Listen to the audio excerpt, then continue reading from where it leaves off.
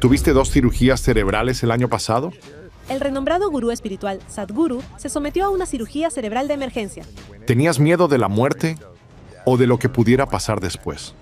Te vuelves espiritual, no porque pienses en Dios. Te vuelves espiritual cuando te das cuenta de que eres mortal.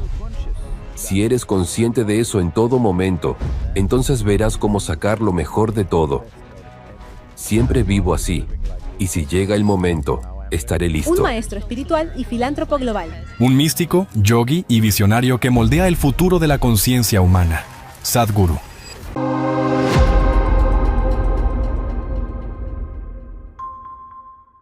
Hola, ¿qué tal? Bienvenidos a este espacio donde buscamos entender un poco más. Hoy nos vamos a meter de lleno en las ideas de Sadhguru, este místico y yogi contemporáneo.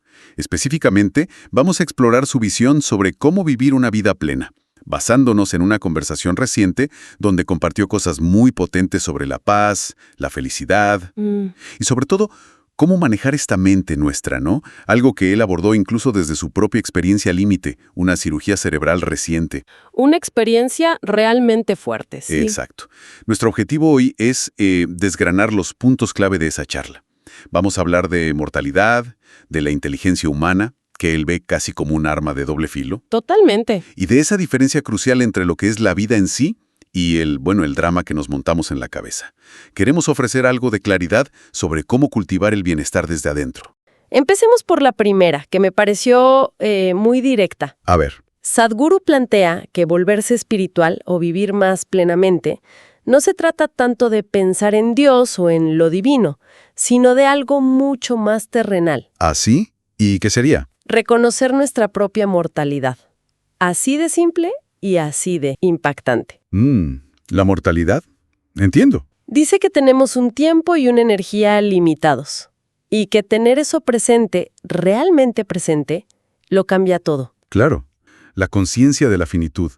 Pero Sadhguru le da un giro interesante, creo. ¿Cómo lo ves tú? Bueno, él contrasta mucho las culturas. Por ejemplo, menciona cómo en India la muerte es más visible. Visitar crematorios, dice, es parte de la vida cotidiana para algunos. Sí, lo menciona. Y lo compara con la tendencia más occidental de ocultarla, de no hablar de ella, casi como si no fuera a pasar. ¿Como un tabú? Exacto, un tabú. Y la perspectiva que ofrece Sadhguru es que, al enfrentar la mortalidad, al aceptarla como parte del trato, eso nos obliga a filtrar. ¿A filtrar qué? A filtrar lo que importa de lo que no. Si sabes que el tiempo es limitado, vas a gastar tu energía en rencores tontos, en preocupaciones menores. Claro, te enfoca en lo esencial. Precisamente, elimina el tiempo para lo trivial, para las nimiedades. Es como un llamado urgente a vivir con propósito. Un propósito que nace, paradójicamente, de saber que hay un final. Me impactó mucho una frase que usa. Algo como que el tiempo avanza igual, estemos felices o tristes. Implacable. Sí, implacablemente. Y cada segundo que pasa, pues, es un segundo menos. Nos acerca al final. ¿Qué manera de verlo? Es una perspectiva que puede sonar un poco dura al principio, ¿no? Definitivamente. Pero la intención, creo, no es ser morboso, sino vital. Es un recordatorio para valorar cada instante, para estar presentes. Totalmente.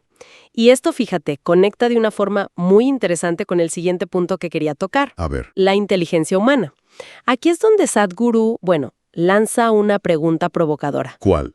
Se pregunta si nuestra inteligencia, eso que nos distingue tanto en el reino animal, es realmente una bendición o si se ha convertido en muchos casos en una especie de maldición. Uf, fuerte afirmación. Una maldición. ¿En qué sentido? Bueno, él argumenta que gran parte del sufrimiento humano moderno, la ansiedad, la depresión, el estrés crónico, no viene de afuera, sino de adentro, de nuestra propia mente. De nuestra inteligencia volviéndose en nuestra contra. Exacto. Utiliza el ejemplo de la diferencia genética con los chimpancés. Dice que es mínima. ¿Cuánto era? ¿Un 1.23%? Sí, algo así. Poquísimo en términos genéticos. Y sin embargo, la diferencia en capacidad intelectual, en cómo experimentamos el mundo, es abismal. Un universo de diferencia. Pero él sugiere que no hemos recibido el manual de instrucciones para manejar esta superinteligencia. Es una perspectiva muy interesante. porque plantea como un desajuste evolutivo, ¿no? Como si el hardware mental hubiera avanzado rapidísimo, pero el software para manejarlo, o quizás la base emocional y fisiológica para soportarlo, no tanto. Explícate un poco más. Pues la idea sería que tenemos esta capacidad increíble para pensar, para imaginar, para recordar y proyectar hacia el futuro. Lo que nos permite crear, innovar. Revivir dolores pasados una y otra vez, juzgarnos sin piedad. La famosa rumiación mental. Exacto. Esa inteligencia, si no está bien, digamos, calibrada o dirigida conscientemente, puede convertirse en una fuente constante de tormento. Genera fricción interna. Ansiedad, angustia, lo que mencionabas. Sí, por eso él habla de la necesidad de una, creo que usa el término ingeniería interna. Ingeniería interna, me gusta. ¿Cómo aprender a operar este mecanismo tan complejo que somos? Aprender a usar la mente como la herramienta que es, en lugar de ser usado por ella. Tiene mucho sentido. Es como tener un coche de Fórmula 1, pero no saber ni cómo arrancarlo, o peor, conducirlo directo contra un muro. Algo así. Una herramienta potentísima que requiere habilidad, conciencia para ser manejada correctamente. Sin eso, puede ser peligrosa. Es fascinante cómo estas ideas nos invitan a mirar hacia adentro, ¿no? A cuestionar cómo funcionamos. Totalmente. Nos sacan del piloto automático. Y bueno, para quienes disfrutan estas exploraciones profundas, seguir conectados con estas conversaciones puede ser muy enriquecedor, seguir descubriendo juntos estas perspectivas. Continuar el viaje interior, por así decirlo. Exacto. Entonces, si esa inteligencia puede ser un problema si no la gestionamos, ¿cuál sería la solución? ¿Hacia dónde apuntar? Ajá, buena pregunta. Y ahí es donde Sadhguru introduce otro concepto clave. La placidez.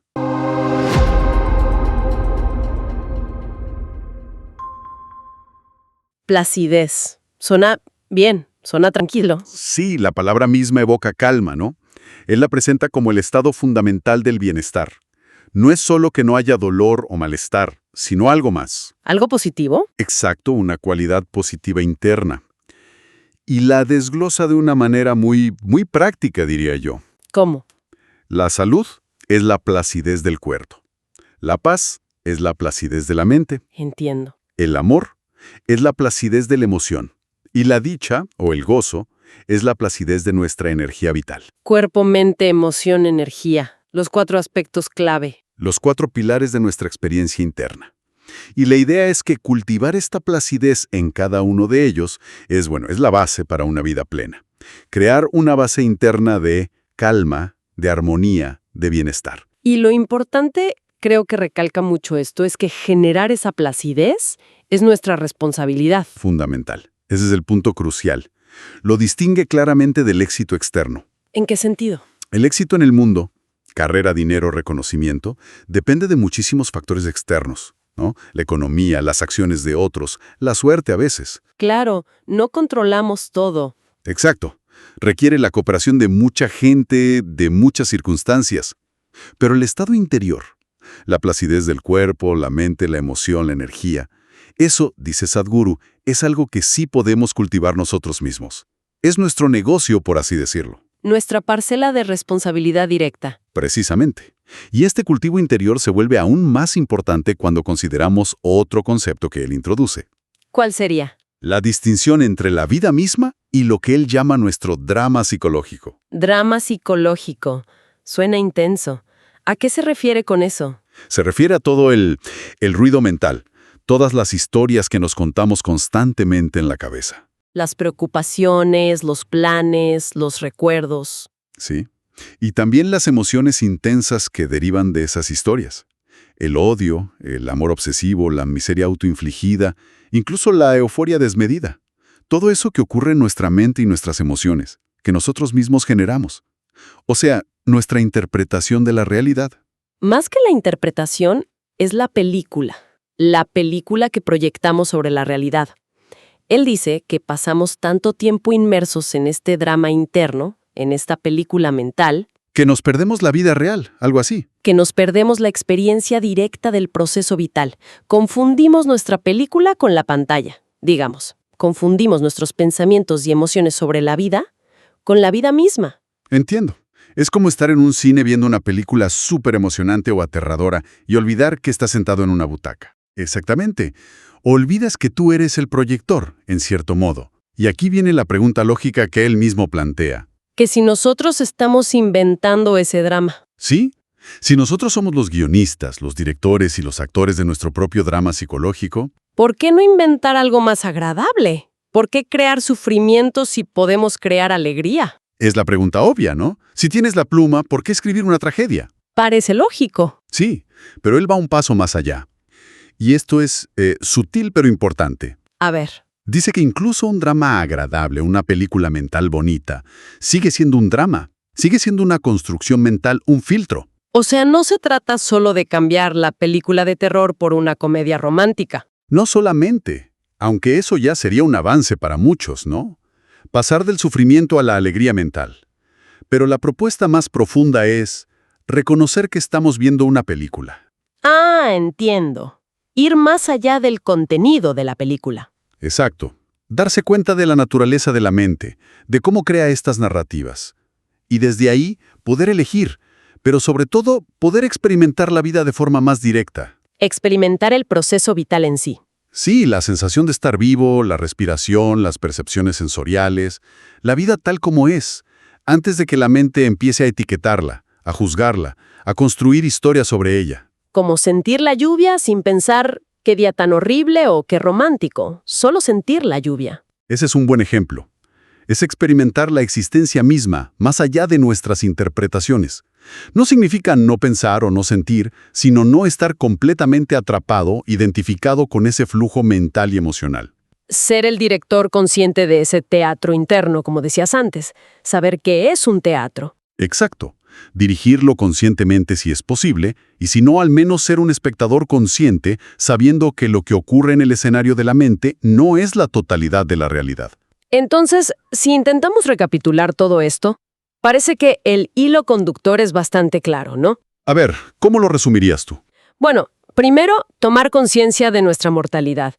No para deprimirnos, sino para valorar el ahora, para enfocarnos. Ujú. Para darle urgencia y propósito a la vida. Luego, entender que nuestra inteligencia es una herramienta poderosa, pero que necesita manejo. Necesita esa ingeniería interna para que juegue a nuestro favor y no en contra. Para que sirva a nuestro bienestar, no a nuestro tormento. Después, cultivar activamente ese estado de placidez interior, en el cuerpo, la mente, las emociones, la energía, como una responsabilidad personal. Una base interna sólida, independiente de las circunstancias externas. Y finalmente, aprender a diferenciar. Diferenciar la experiencia vital directa de todo ese drama psicológico, esas narrativas que nuestra mente crea sobre la vida. Saber distinguir entre la vida y la película que hacemos sobre ella. Sí, creo que esos son los puntos clave que hemos explorado hoy. Sí, un recorrido bastante profundo por estas ideas de Sadhguru. Definitivamente. Y todo esto, como suele pasar con estas reflexiones, nos deja con una pregunta flotando, ¿no? Algo para seguir masticando. ¿Cuál sería esa pregunta final? Pues, si realmente lográramos, aunque sea parcialmente, empezar a distinguir entre el flujo de la vida en sí misma y el drama, las historias, que nuestra mente teje constantemente a su alrededor. Si pudiéramos ver esa diferencia en el día a día. Exacto. Si pudiéramos empezar a notar cuándo estamos simplemente viviendo y cuándo estamos atrapados en nuestra película mental, ¿cómo transformaría eso fundamentalmente nuestra manera de experimentar los desafíos, las alegrías, los altibajos inevitables de la existencia cotidiana? Cambiaría nuestra percepción del sufrimiento, nuestra capacidad de disfrutar lo simple, nuestras relaciones. Queda ahí, para la consideración de cada uno. Algo en qué pensar.